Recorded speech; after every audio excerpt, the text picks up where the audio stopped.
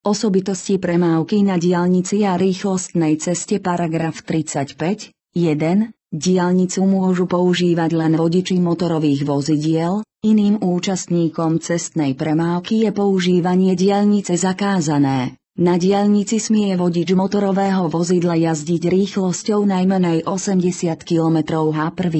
V úseku diaľnice prechádzajúcom cez obec smie vodič motorového vozidla jazdiť rýchlosťou najmenej 65 km/h.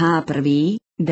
Vodič motorového vozidla smie na diaľnicu vchádzať a z diaľnice vychádzať len na miestach na to určených. Pred vjazdom do priebežných jazdných pruhov na diaľnici je vodič povinný použiť pripájací jazdný pruh.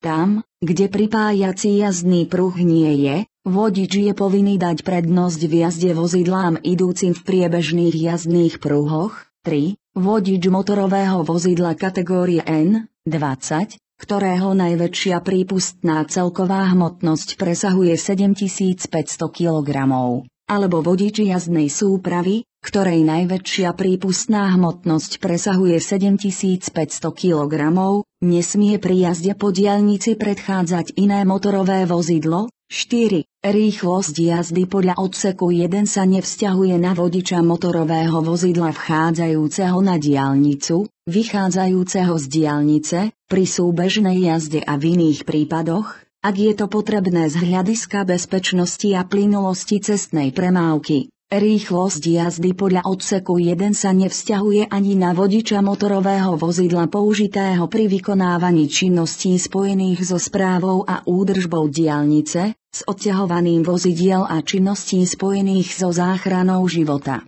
zdravia a majetku a na vodičov kolóny vozidiel ozbrojených síl, ozbrojených bezpečnostných zborov a ozbrojených zborov. 5. Vodič motorového vozidla je na diaľnici povinný za vozidlom idúcim pred ním dodržiavať bezpečnú vzdialenosť. Bezpečná vzdialenosť je minimálne taká vzdialenosť, ktorú vozidlo prejde za 2 sekundy, ak ide o motorové vozidlo kategórie M3, N2 alebo N3, vzdialenosť, ktorú prejde za 3 sekundy,